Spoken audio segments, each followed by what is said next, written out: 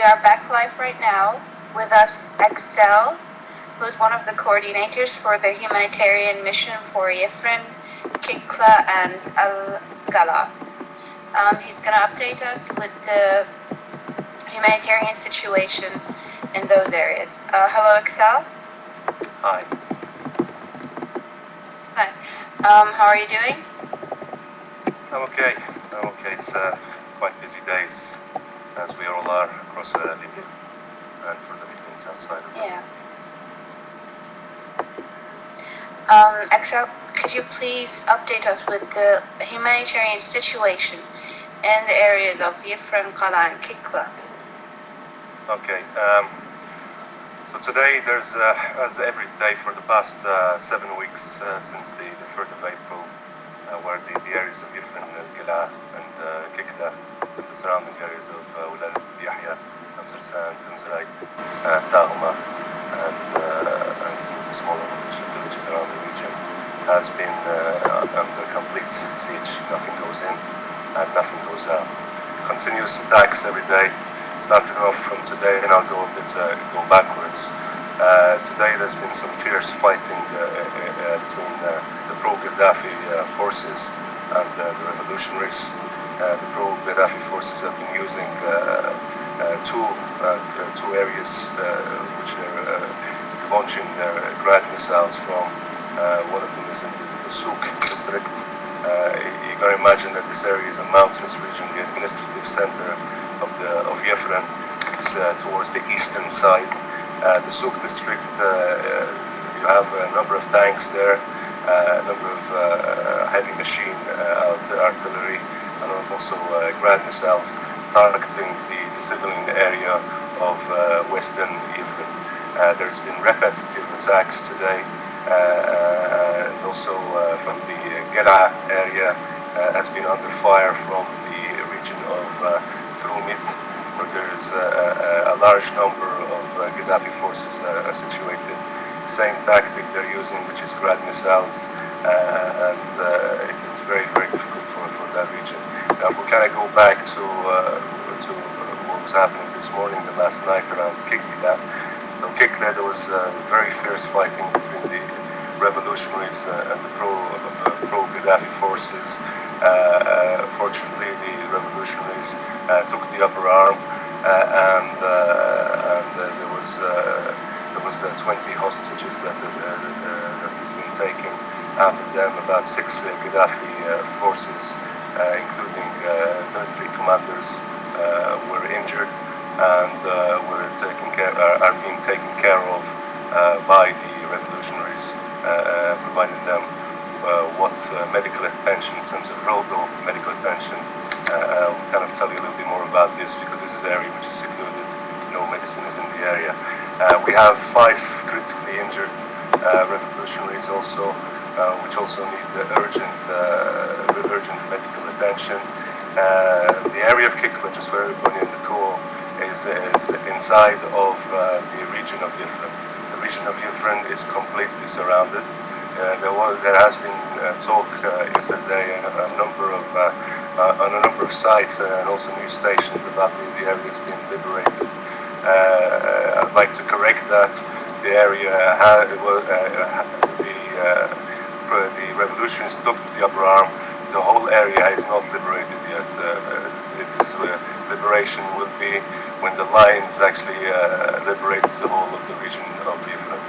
Now, just kind of give you a bit of an overview about how critical the situation is inside different the surrounding areas. It has been, you have around 7,000 to 10,000 civilian men, women, and children. This is kind of estimated. Obviously, it's very difficult to actually come up with an exact figure. But the area of these areas before the complete siege on the 3rd of April, you had 170,000 people. Yefren is the second largest Amazigh city in the Nafusa Mountains, also known as the Western Mountains. This area, the people left for Tunisia via Zintan, Nalut, and I'm sure you guys are aware of the humanitarian catastrophe that's happening in Tunisia too, in terms of the refugee crisis, where also some people went to some of the people went to Tripoli. The trapped people are living in caves, and the elderly who cannot move are living in the homes, facing daily attacks by Gaddafi forces, intentional attacks, repetitive attacks, and it is very, very clear that the international community has not really taken up on the promise of that was executed in terms of the 1973 mandate. So overall, we have a major problem in this region. We are trying to coordinate aid efforts coming in, which is proving very difficult, especially with the tight siege that Gaddafi and his forces have created around the area. We have problems with water. Water wells in the Rumia region taken by the Gaddafi forces are taken by the Gaddafi forces. There's no water supply. You gotta imagine that this is an area which is looking at around 30 degrees at the moment. Water does not come every day like other parts of the world. Water that is available in reservoir, which is actually contaminated with worms. The reservoirs the rain reservoirs that are not contaminated with worms have been contaminated with oil from the Gaddafi forces.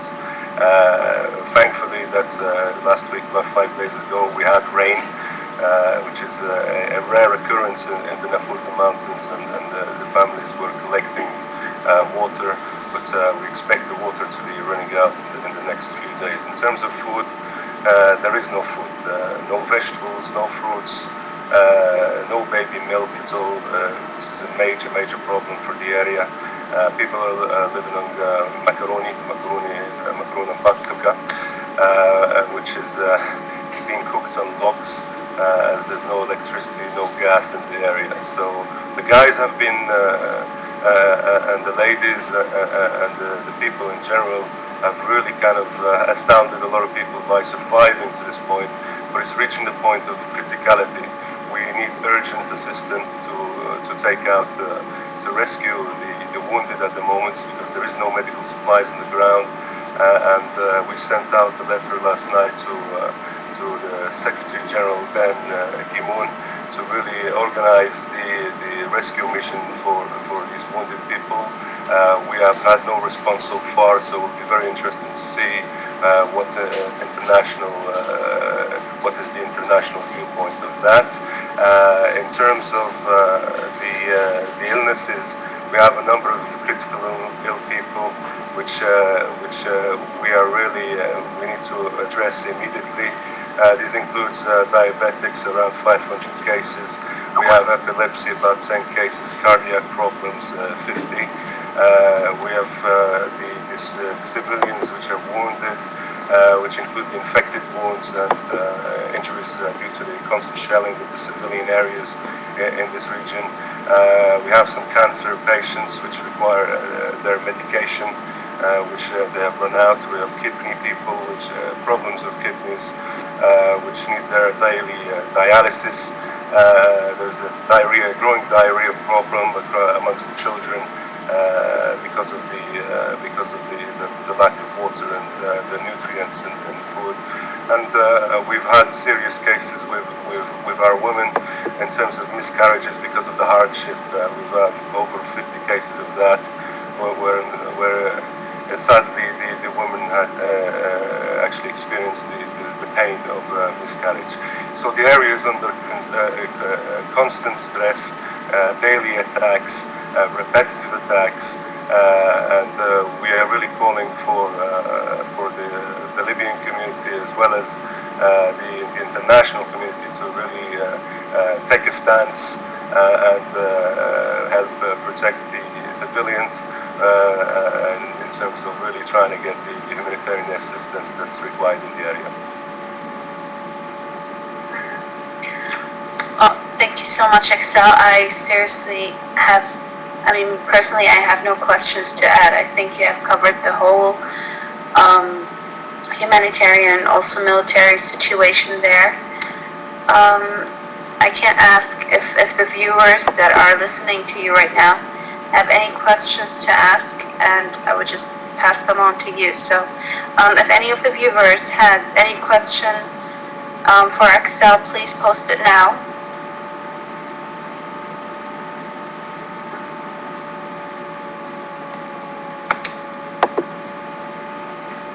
Okay, no questions yet.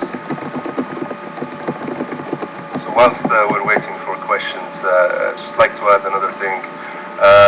There was an attempted effort to provide aid to the area. This was last week. It was an attempt by the ICRC, which is the Red Cross, as well as the Tripoli Red Crescent. They were attempting to provide aid to the area via Gharyan. Obviously, as the humanitarian workers of the area, and in close cooperation with the people on the ground, we placed the conditions on the ICRC to really kind of enter alone without any Red Crescent Tripoli involvement. We don't have any issues with any of the Red Crescent in Libya, but the Red Crescent in Tripoli is one which we have question marks. So we assigned MICC, the Maltese International Crisis Center, to verify and place the conditions upon these people. We have not heard from the ICRC since that time, and we're very keen on understanding exactly what's going on, especially when it comes to civilians versus partnerships with various parties. So we're very keen on understanding the question for that. In terms of the people of Yefren, Al-Gala and Kikla, we are lions of the revolution. We will continue in this revolution with the Libyan Amazigh hearts, and in terms of aid, we will be revolutionaries, and we will not bring in any people into the area that we do not know, especially to our civilians, our women, our children, and our men. So moving on from that, if there's any questions. Okay, the question is that people are asking, what's the way to break the siege? Like, and what does NATO say about the requests for